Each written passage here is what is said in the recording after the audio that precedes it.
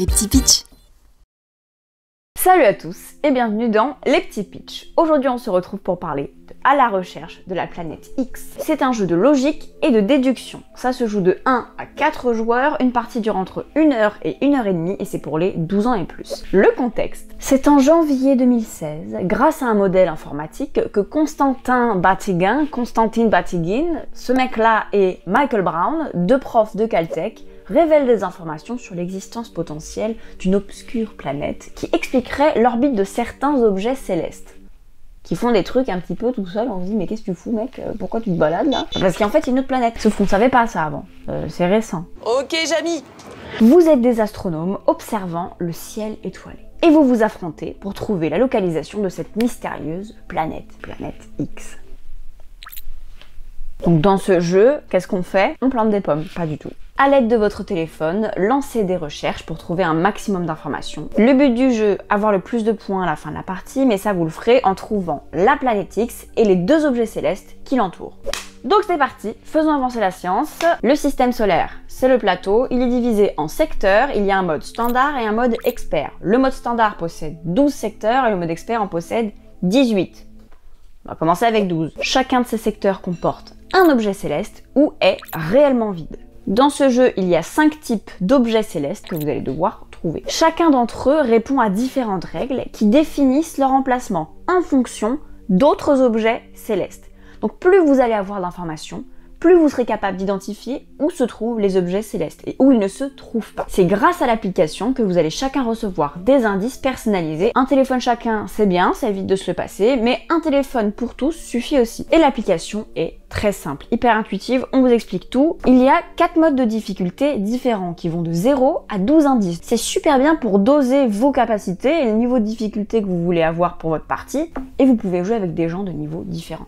Top. Vous allez pouvoir noter sur votre fiche les indices que vous avez. Par exemple, pas de nuage de gaz dans le secteur 2, je vais pouvoir barrer le nuage de gaz sur ma fiche et ça va être comme ça. Vous allez procéder par élimination toute la partie. Un tour, c'est très simple. Vous faites une action et vous déplacez votre pion sur la piste du temps. C'est tout. 4 actions possibles. Détecter, sonder, étudier un sujet et enfin localiser la planète X. C'est là qu'il faut aller la chercher et pas ici. Chaque action coûte des points de temps. Vous allez vous déplacer sur la piste du temps en fonction de vos actions. Et le disque soleil qui laisse apparaître le ciel observable va bouger avec vous et va s'arrêter derrière le dernier joueur, faisant bouger avec lui votre zone de recherche. Si le disque soleil arrive sur le picto théorie, vous allez pouvoir faire une hypothèse sur les objets qui se trouvent dans les secteurs. Mais chaque hypothèse bonne vous rapporte aussi des points en fonction de l'objet céleste en question. Si l'hypothèse est bonne, elle reste au centre et donne donc une information aux autres joueurs. Il y a un réel effet de catch-up à la fin. Avec vos hypothèses, vous pouvez potentiellement gagner la partie. On trouve également un picto conférence qui va enclencher la phase conférence. Le petit X, c'est pas professeur Xavier, tout le monde va avoir une information commune. On adore. Donc voilà, c'est un jeu compétitif, il faut être rapide, il faut être logique, il faut être sympa. Non, vous n'avez pas besoin d'être sympa, vous pouvez être un... On est un petit peu sur un cryptide de l'espace, même si c'est pas du tout la même approche. Ici, c'est vraiment méthodique. Vous notez toutes vos observations avec votre fiche et c'est vraiment un entonnoir. Au début, vous avez énormément de possibilités et plus vous avez d'informations, plus vous allez finalement arriver à la solution. C'est juste que certains vont être beaucoup plus rapides que d'autres. Ce que j'aime bien, c'est que la proportion de hasard est vraiment minuscule.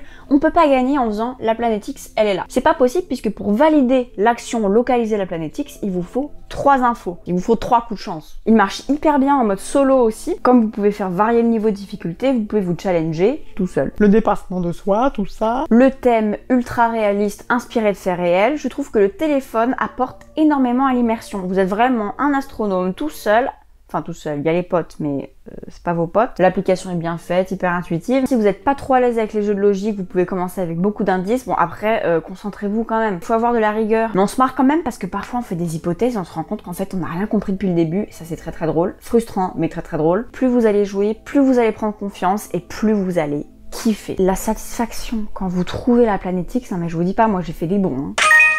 Bon là je vais pas vous le montrer, je sais pas où elle est. Pour les passionnés d'astronomie, les fans de logique, les psychopathes, foncez, c'est une pépite.